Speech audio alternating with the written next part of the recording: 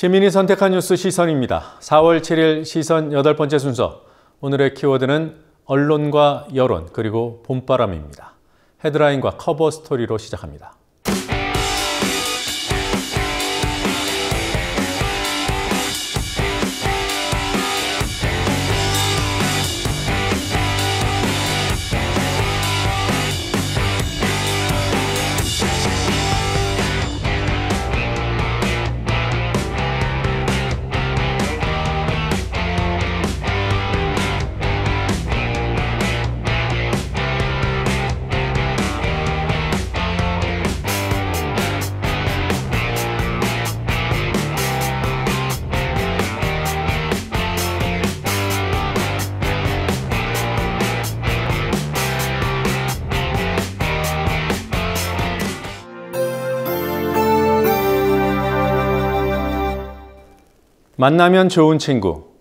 만나면 좋은 친구 MBC. 이 등식은 이미 깨졌습니다. MBC 3월 22일자 보도 화면입니다. 전날 MBC 대선 후보 토론회에서 문재인 후보가 MBC를 적폐청산 대상으로 규정한 데 대한 반발이었습니다. 자유와 독립성이 보장돼야 할 방송 편성에 외압성 발언을 한 것은 문 후보의 언론 통제적 사고를 의심할 수밖에 없다. 공영방송 장악 의도다. 이런 식의 문재인 때리기가 이날에만 세 꼭지. 이후로도 MBC 뉴스는 MBC 경영진의 보복수단으로 쓰였습니다. 방식도 치졸했습니다. 미디어오늘이 MBC의 반문재인 보도 사례로 꼽은 3월 26일자 뉴스입니다. 팽팽한 기싸움. 똑같이 현충원을 참배하는 모습에서 문재인은 작게, 안희정은 크게 편집해 편파 논란을 일으켰습니다. 한국PD연합회가 발행하는 PD저널은 MBC를 브레이크 고장난 폭주기관차, 만날까 무서운 친구라고 했습니다. 정성을 다하는 국민의 방송 KBS도 크게 다르지 않습니다. 촛불 집회를 기록한 KBS 스페셜 광장의 기억편이 불방 위기에 놓였습니다. KBS 경영진은 대선에 영향을 미칠 수 있다는 이유로 5개월 동안 제작해 편집까지 마친 프로그램의 방송을 막고 있습니다. 오는 19일로 예정된 KBS 대선 후보 토론회도 논란입니다. 대선 후보 토론회를 연다면서 특정 후보만 배제하는 기준을 적용했습니다. 선관위 기준을 적용하면 출연이 가능한 심상정 정의당 후보가 KBS 기준으로는 출연 불가가 돼버립니다. 홍준표, 유승민은 되고 심상정만 안 되는 기준입니다. 이런 언론에 대응하는 방식은 특별할 것이 없습니다. 설득을 해보고 안 되면 성명으로 비판도 하고 하다 안 되면 소송도 걸곤 합니다. 설득이냐 거래냐, 비판이냐 겁박이냐, 소송이냐 탄압이냐. 그 경계가 모호하지만 구별법이 하나 있기는 합니다. 여론의 판단입니다. 최근에 나온 정치 권력의 언론 대응 사례를 가지고 직접 판단해 보시기 바랍니다. 마침 정당이 언론 대응에 나선 사례가 최근 주요 정당별로 한 번씩 있었습니다. 먼저 자유한국당은 MBC 무한도전에 자기네 당에서 징계를 당한 의원이 출연한다며 출연금지 가처분 소송을 냈다가 패소했습니다. 무한도전은 민심을 읽었고 자유한국당은 민심을 잃었다는 조롱이 나왔습니다. 국민의당은 TBS 라디오 시사 프로그램 뉴스공장을 향해 편향 편파 방송을 좌시하지 않겠다며 법적 대응을 경고했습니다. 진행자의 연봉을 거론했고 서울시장의 개입까지 주문했습니다. 대선 후보 토론회 문제로 KBS와 갈등 중인 정의당은 방송금지 가처분 등을 검토하겠다면서도 앞에 두 정당과 다른 차원의 대응 관점을 제시했습니다. 문제의식을 갖는 모든 시민사회와 학계 세력과 연계해서 KBS의 잘못된 기준을 바로잡을 것. 여론이 자신들에게 있다는 자신감일 수도 있고 여론을 일으켜야 하는 중요한 사안이라는 이해의 표명일 수도 있습니다. 이번에는 민주당입니다. 민주당 박주민 의원은 우리가 흔히 KBS 시청료라고 부르는 TV 수신료를 전기요금에서 분리하는 법안을 발의했습니다. 공영방송의 공공 역할을 전제로 합산 징수가 이루어졌지만 제 역할을 하느냐에 대해 국민이 동의하지 못하는 상황, 시청자의 납부 선택권을 보장해야 한다. 여론을 근거로 제도를 바꾸겠다는 입장입니다. 앞서 살펴본 4가지 사례에 대한 판단이 어려워 보이지는 않습니다. 문제는 현실성입니다. 여론, 명분은 좋지만 실체를 입증하기가 쉽지 않습니다. 다행스럽게도 좋은 기회를 맞았습니다. 언론에 대한 여론을 제대로 읽어서 공약에 반영하고 대선을 통해 여론을 확인할 수 있습니다. 실기하지 않기를 바랍니다. 커버스토리였습니다.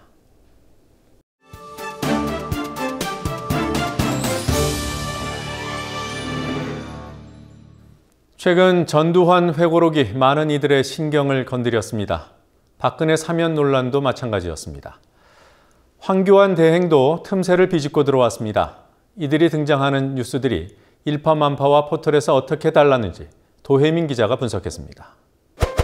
주요 정당 대선 후보가 모두 확정된 이번 주, 이들만큼 핫한 뉴스 인물이 있었습니다.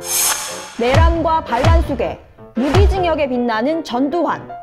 그는 회고록에서 12.12 쿠데타를 결단으로 미화하고 5.17 개엄 학대를 정당화했습니다. 심지어 자신도 광주 5.18의 피해자라고 주장했습니다. 일파만파에는 전두환 씨가 이런 말을 할 자격이 없다는 점을 짚어주는 뉴스들이 선별됐습니다. 포털에선 다음 많이 본 뉴스에 한 건이 올라가는 데 그쳤습니다. 전두환 회고록은 무기징역이 확정됐던 내란, 반란수계를 괜히 사면해줬다는 여론을 촉발시켰습니다. 사면에 얽힌 또 한 사람, 바로 박근혜 씨입니다. 구속된 게 엊그제인 박근혜 씨의 사면이 거론되는 이유는 대선 후보의 입장 때문입니다. 일파만파에는 안철수 국민의당 후보가 사면위원회에서 투명하게 진행할 사안이라고 말한 직후부터 비판적인 기사들이 선별되기 시작했습니다. 안철수 후보가 사면권을 자의적으로 행사하지 않겠다는 뜻이라고 해명했지만 곧바로 같은 당 황주홍 최고위원이 안 후보 발언이 적절했다고 평가하면서 안철수 후보의 박근혜 사면론이 발언에 대한 비판 기류가 지속됐습니다. 국민의 뜻에 어긋나는 사면은 없다고 말한 문재인 후보에 대해서도 박근혜 사면 불가를 명확히 하지 않았다는 비판을 제기한 심상정 정의당 후보의 글, 말꼬리 잡지 말고 대통령의 사면권을 제한하는 사면법 개정안을 공동 발의하라는 조국 교수의 글도 일파만파에 선별됐습니다. 하지만 포털 많이 본 뉴스에선 문재인, 안철수 두 후보 간 공방을 단순 전달하는 뉴스들이 대부분이었습니다. 기사 제목을 보니 여기도 충돌, 저기도 충돌입니다. 포털에서 문재인, 안철수는 박근혜 사면 이외의 사안에서도 늘 공방이고 대결 구도입니다.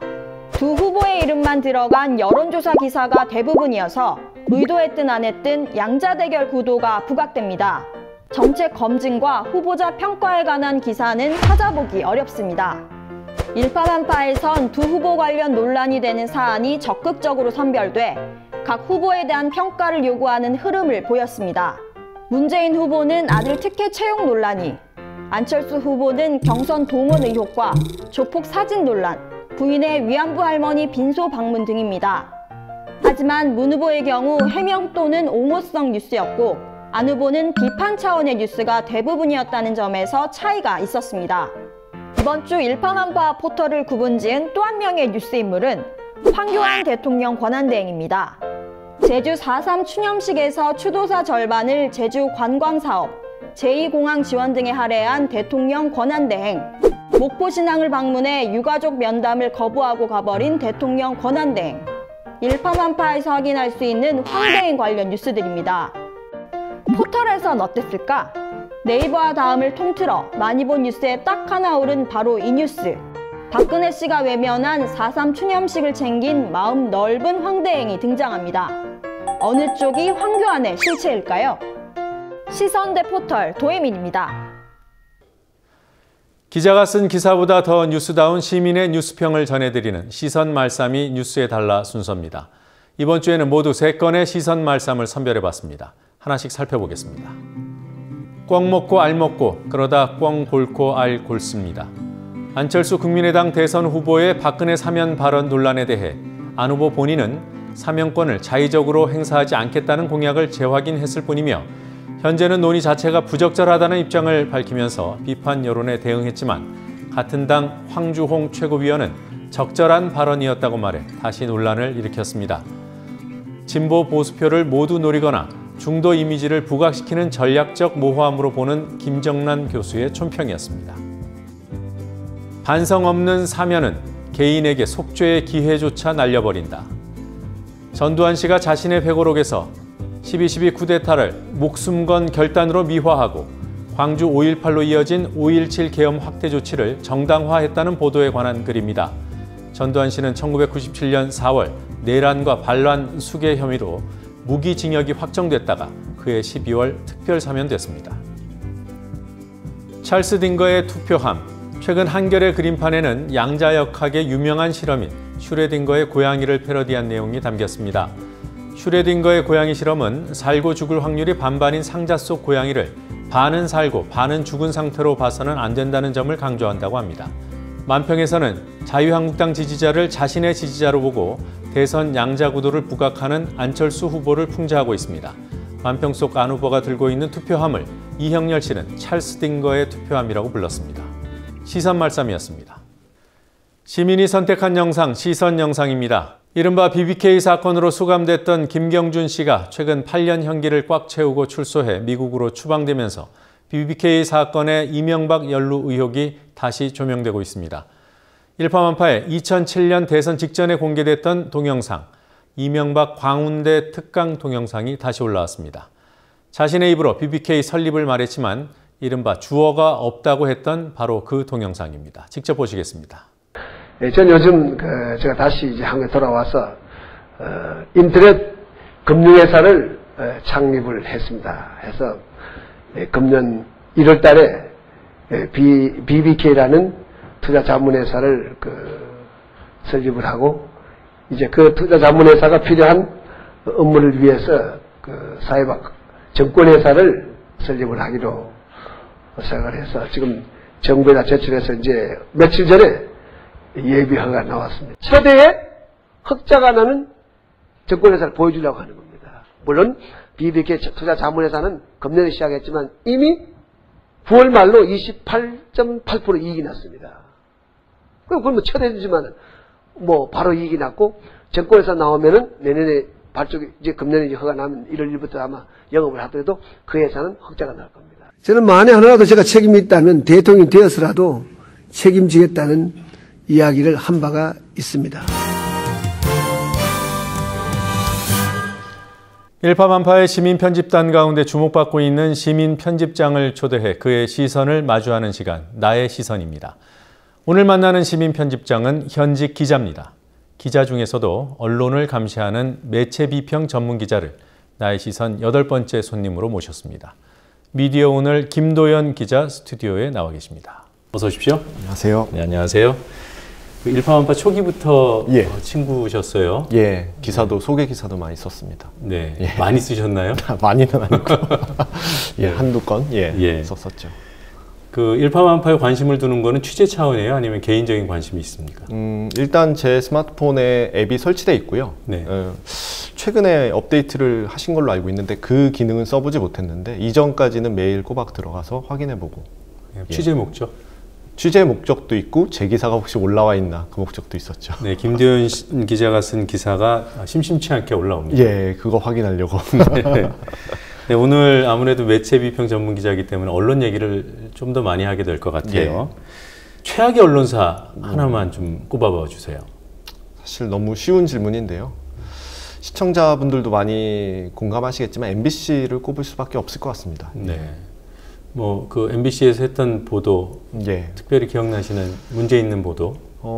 일단은 제가 주로 좀 봤던 것들은 세월호 관련한 보도였어요. 예. 예. 그러니까 세월호 참사 직후에도 민간 잠수사 사망이 그 한국 사회의 조급증 때문에 죽음을 불렀다 이런 취지의 보도도 있었고, 그 광화문 광장을 불법 집회 현장으로 이제 카메라 이렇게 비추고 보도하는 모습들, 또 그 단식을 하셨던 유민 아빠 김영호 씨의 사생활을 파헤치는 문제들, 이런 것들이 굉장히 악의적인 보도가 많았는데, 최근에 또 세월호 인양하는 과정에서 보니까 MBC가 또 특보 체제를 꾸려가지고 헬기도 뛰었잖아요. 예, 자화자찬하면서 하는데, 그 보도들을 진행하는 뭐 아나운서나 기자들을 보니까 그분들이 다 뭐 친박 집회나 이런 데 나가서 발언을 하셨던 분들이더라고요.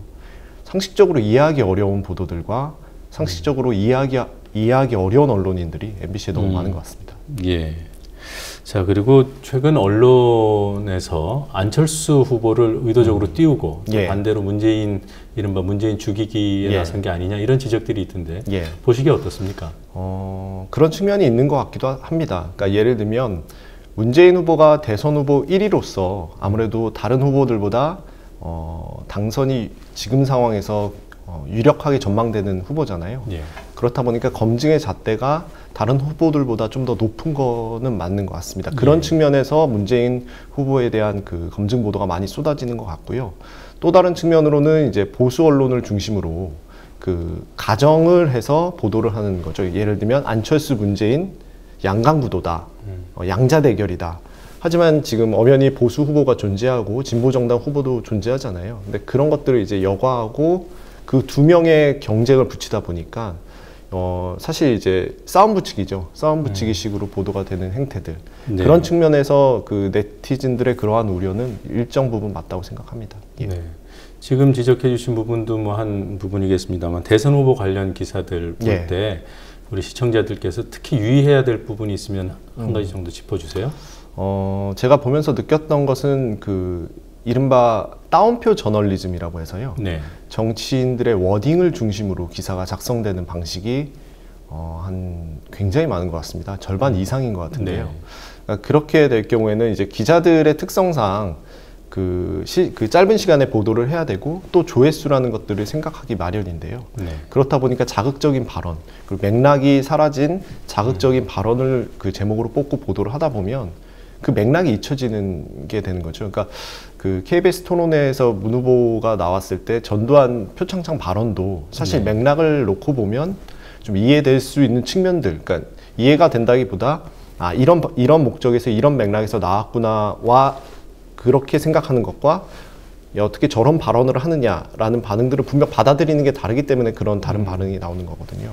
그러니까 그러한 맥락들을 좀 이해하는 차원에서 보도를 보시면 괜찮을 네. 것 같습니다. 언론의 속성은 그 정치인들 발언 중에서 가장 혹할 만한 것을 예. 뽑아내는 그런 습성이 있어요. 예, 맞습니다. 네, 거기에 주의를 좀 해야 된다는 당부신 거고. 최근에 쓰신 기사 중에 연합뉴스 포털 재선고 문제를 짚어준 게 있어요. 예. 구체적으로 좀 설명해 주시겠습니까? 연합뉴스가 이제 국가기관 뉴스 통신사잖아요. 네. 그리고 연합뉴스 기사는 그 다른 언론사와 계약을 맺고 팝니다. 그 기사를 팔아서 얼마든지 활용할 수 있게끔 그렇게 만들어 주는데요.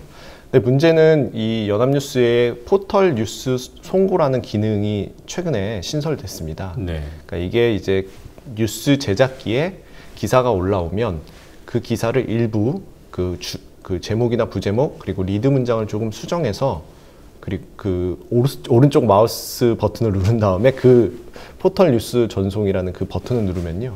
그 계약사한테는 보내지지 않고 포털에만 보내지는 이른바 어뷰징 기능이거든요. 근데 이렇게 될 경우에는 연합뉴스 기사가 포털 상단에 배치될 확률이 상대적으로 높아지는 것이고, 그리고 자극적으로 기사가 원래 기사에서 보다 더 자극적인 방향으로 제목이나 리드문이나 이런 게 고쳐져서 얼마든지 올라갈 수 있기 때문에 이거는 국가기관 뉴스 통신사의 도덕성에 큰 문제가 있다고 생각해서 보도를 했었습니다. 기사를 새로 출고해서 포털에 보내는 것은 지금 정상적으로 이루어지는 기능이 있고 예. 거기에 더해서 이미 작성했던 것을 예. 재전송한다는 말씀이시죠? 그렇죠. 일종의 어뷰징이 예. 되겠네요. 그렇죠. 연합뉴스 기사를 보시면 맨 처음에 1보가 나오고 나서요. 네. 원래는 이제 2보, 3보 나오고 종합으로 이렇게 나오는 겁니다. 근데 그 제가 찾아보니까 어떤 기사를 써놓고 그게 이제 출고가 됐죠. 출고가 되고 나서 부제목과 제목을 조금 수정하고 리드도 조금 고쳐서 다시 종합으로 이렇게 제목이 네. 종합 괄호를 붙여서 나가는 경우도 있고, 상당히 어뷰징을 노리고 그렇게 이제 기사를 재활용하는데 이건 좀 도덕성에 큰 문제가 있다고 생각합니다. 네, 안 그래도 포털에 좋은 자리에 노출이 되고 있고요. 고정적인 자리를 그렇죠. 차지하고도 있고. 예. 그런데 거기에 나오는 뉴스는 새로운 뉴스라는 전제가 있기 때문에 이용자들이 그걸 감안하고 보는 거 아니겠습니까? 그렇죠. 그런데 이미 오전에 출고된 뉴스가 다시 재가공돼서 왔을 수도 있다. 재가공이라고 말하기까지 민망할 정도로 컨트롤 C, 컨트롤 V 기사도 있었습니다. 아니 뭐 다른 군소 매체가 물론 어뷰징을 하면 안 되죠. 예. 그런데 이제 뭐 워낙 생존이 어려우니까 그렇다고 치고 연합뉴스가 그렇게 어렵습니까? 연합뉴스는 아시겠지만 국가기관 뉴스통신사로 법이 이제 정하는 그런 통신사인데 정부 지원금을 연 한 380억 정도 받습니다. 네. 연 받고 매년 그렇게 받고 그리고 이제 워낙 또 영업이나 이런 부분에서 뛰어나기 때문에 네. 글쎄 뭐랄까요, 그 단순히 조회수를 통한 어떤 광고나 이런 효과를 노린다기보다 여전히 연합뉴스의 영향력을 유지하기 위한 일환으로 이런 것들이 악용되고 있는 게 아닌지 좀 의심스럽습니다. 네. 자, 현직 기자에게 SNS 어떤 의미입니까? 뭐 제 입장에서는 제 기사를 가장 빠르게 제가 원하는 대로 홍보할 수 있는 그런 도구가 될 수 있겠고요. 또 독자들의 반응을 실시간으로 네. 좀 볼 수 있는 그런 도구 역할도 좀 하는 것 같고요. 무엇보다도 다른 데서 이제 물먹이 없는지 이런 거 보는데도 굉장히 도움이 되는 것 같습니다. 네, 정보를 비교하는 데도 도움이 예. 되고 첫 번째로 꼽은 게 본인의 기사를 홍보하는 거라 그랬어요. 그렇죠. 예. 기자가 본인 기사 홍보하기도 하나요? 민망한데, 그러니까 사실 이제 언론 관련한 기사를 쓰게 되는 경우에는 네. 사실 MBC가 뭐 보도를 이렇게 했다 저렇게 했다 이런 기사들은 좀 많이 보세요. 근데 정작 방금 말씀하신 이제 연합뉴스 관련한 이런 뉴스들은 사실 독자들이 잘 이해하기 어렵거나 관심을 두지 않는 경우가 있는데 사실 중요한 문제잖아요. 그래서 제가 제 입말로 제 글로 조금 더 알기 쉽게 설명하고 그에 대해서 이제 좀 공유해보자 이런 취지로 네. 올리고 일파만파에도 올라가니까요. 올려야죠. 예, 좋습니다. 네. 자, 이 나의 시선 공통 질문 드리는 순서가 있어요. 예. 5가지 예언을 하셔야 됩니다. 5대 예언, 줄여서 5예입니다. 이미 5가지 질문은 받아보셨죠? 예, 받아보긴 했습니다. 네, 근데 답은 따로 이렇게 생각하고 오진 않았는데. 예, 지금 근데 답은 주셔야 돼요. 예. 네, 하나씩 여쭤보겠습니다. 이번 대선 뭐 몇 명이 입후보할지 아직 모르죠. 예. 자, 뭐 형식적으로 입후보 하시는 분들 빼고 예. 실질적인 경쟁 몇 명이 하겠습니까? 3명이 할 것 같습니다. 3명. 예. 네, 3자 구도로 치러질 것이다.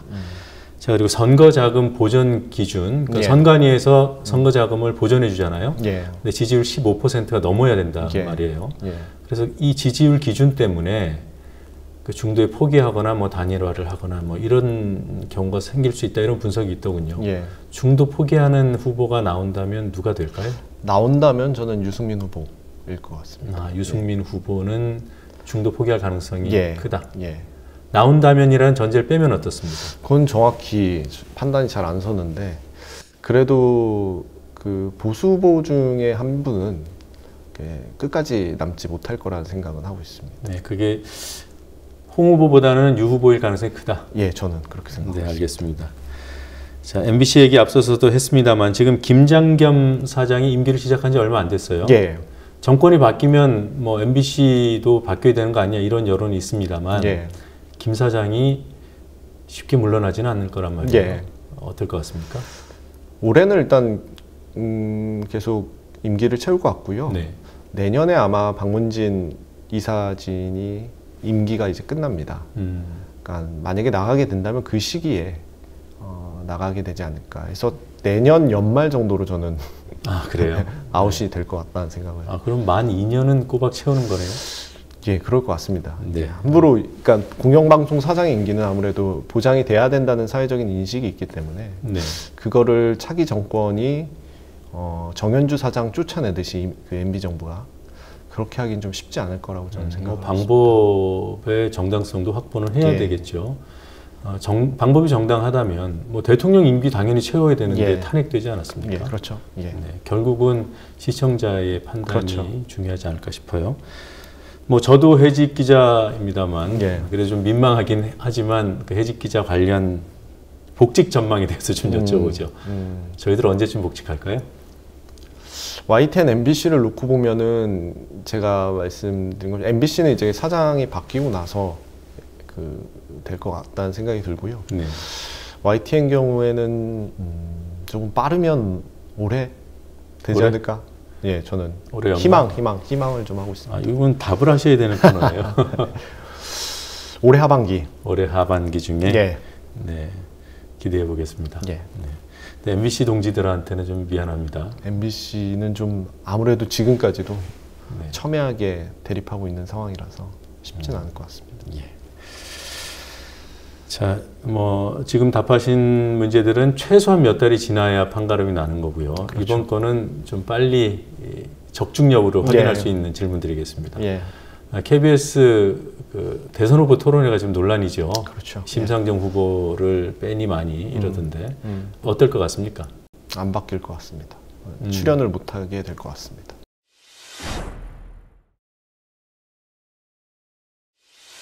자, 역시 공통 질문 하나 더 드리고 마무리하죠. 예. 추천해 주실 만한 SNS 계정 또는 뭐 다른 뭐 사이트도 좋고요. 제가 자주 가는 그 페이스북 유저는 그 아무래도 언론사들의 편집국장들의 그 페이스북을 많이 가는데, 예를 들면 시사인의 고재규, 네. 지금은 이제 아니시지만 한겨레 21의 안수찬 편집국장, 이런 분들의 그 올리시는 글들을 많이 보는데요. 아무래도 그 매체의 방향을 정하는 중요한 위치에 있는 분들이시고, 또 워낙 기자 경력이 오래되신 분이고 인사이트가 있으신 분들이라서 그분들 게시물을 보면서 뭐 앞으로 정치가 어떻게 변할 것인지, 사회가 변할 것인지 한번 예측도 해보고요. 예, 네. 그러고 있습니다. 네, 그게 그 사실 SNS 강점이 그런 거죠. 예. 잘 몰라도 친하지 않아도 그렇죠. 그분의 그 식견을 예. 우리가 참고할 수 있으니까. 그렇죠. 네. 시사인 고재규 기자와 그리고 안수찬 한겨레 기자. 예. 네, 알겠습니다. 자, 오늘 말씀 잘 들었고요. 일파만파에 대한 관심도 지속적으로 보여주시기 바랍니다. 고맙습니다. 예.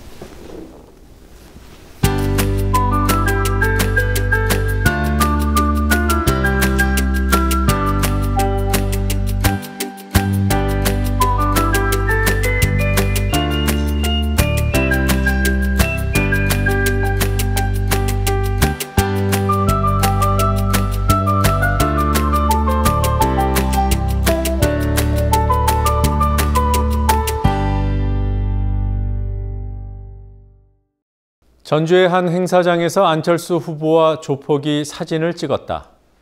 대선 후보가 공개된 행사장에서 조폭과 버젓이 사진을 찍는 상황은 상식적이지 않습니다. 의심스럽다면 확인 후에 문제를 제기하는 것이 순서입니다. 확인 대상은 조폭이 맞는지와 대선 후보가 조폭인 줄을 알았는지 여부입니다. 하지만 그들 중 일부가 조폭 출신이라는 보도 정도만 나왔을 뿐입니다. 그럼에도 경쟁 캠프에서 공식 입장이 나왔습니다. 정권을 잡기 위해서라면 조폭과도 손을 잡는 게 안철수 후보가 얘기하는 미래냐고 다그쳤습니다. 더문캠의 박광온 공보단장의 논평이었습니다. 박 단장은 한 발 더 나아가 국민의당 광주 경선 차떼기 불법 동원 사건에도 조폭 연루설이 있다고 했습니다. 역시 확인된 조폭은 아직 없습니다. 조폭을 키우려다 차떼기까지 덮어주게 될지도 모르겠습니다. 봄바람은 겨울보다 변덕스러울 뿐만 아니라 세기도 겨울 못지않습니다. 지금은 더구나 대선을 앞둔 봄입니다. 어느 쪽이든 역풍주의보를 늘 염두에 둬야 하는 계절입니다. 시민이 선택한 뉴스 시선 이번 주 순서는 여기까지입니다. 시청해 주신 여러분 고맙습니다.